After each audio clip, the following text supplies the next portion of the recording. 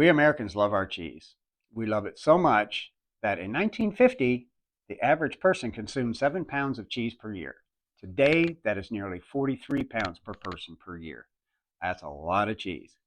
Just how healthy is that cheese for you? Do you know what's in your cheese? Today, I'm going to cover that and let you know exactly what's in your cheese and what you need to watch out for. So, cheese has been around a long time. From what we can gather, it pretty much originated in Egypt along the spice roads back probably 2,000 years ago. They found remnants of cheese on some pottery. So we know back then they were already making cheese. So cheese is made through a process of warming the milk and then adding a coagulant to it to separate the milk proteins or casein from the whey. Traditionally, this would have been done with animal rennet. And we think that the reason that cheese developed in the first place was these people in the spice roads would keep milk in their milk sacks, which were made from the stomachs of ruminant animals. And so that milk getting warm as they're traveling and the stomach acids that were still in these bags caused the milk proteins to separate from the whey, creating cheese.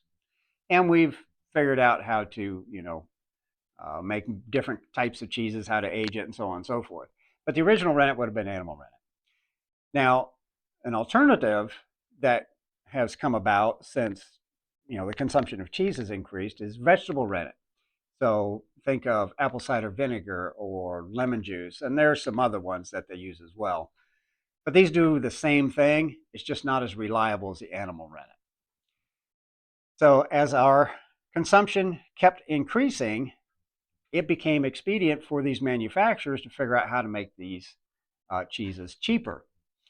Animal rennet is not cheap, so we need to find something to replace that. The vegetable rennet isn't quite reliable enough to use that on a mass scale.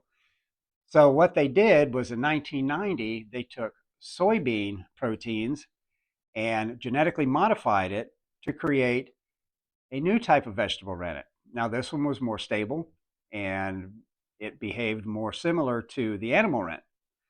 So now, fast forward, and the vast majority of cheese produced in the United States is now produced with this GMO-based rennet. Now, according to the FDA, this new GMO rennet does not leave any GMO residuals on the cheese, that it's all eaten up by microbes. But I don't know that I want to trust that. So when you're looking for cheese, you need to find out, does it have the GMO rennet in it, or vegetable rennet, or does it use animal rennet?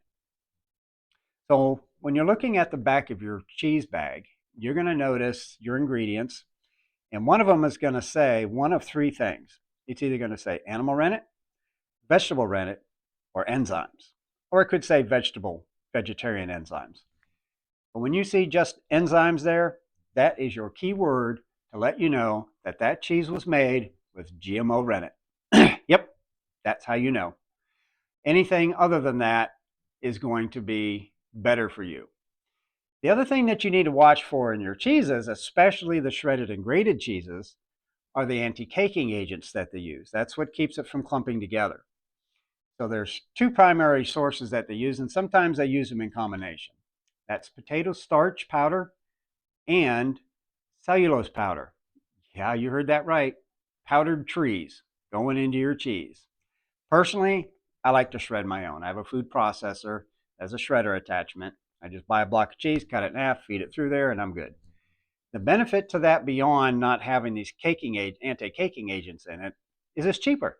A block of cheese for me is about $2. So compared to, $5 to $7 for a bag of shredded, yeah, I'll take 30 seconds to shred my own cheese. So that's something you might want to consider, because generally your block cheeses are going to be your cheeses that are going to contain either animal or vegetable rennet. I'm not saying all of it will, but that's generally where you're going to find it. Additionally, a lot of your cheeses from Europe are going to use either animal or vegetable rennet. They're not going to use the GMOs because GMOs are illegal in Europe. So keep that in mind as well. Now, just because it's European cheese Doesn't necessarily mean that there's no GMO rennet in it, because it really depends on where the cheese was manufactured. It could be owned by a company in Europe, but manufactured in the States. So you really have to pay attention to that. But the key there being enzymes. If it says enzymes, just put it back on the shelf, because that was made with GMO. And we definitely don't want to consume any GMOs. If you know anything about health and what's been going on over the last 30, 40 years, you know GMOs are a no-no. That's why the organic movement has become so popular. So I hope this gave you some insight into what's actually in your cheese and what to avoid. Hit the like and subscribe. Have a great day.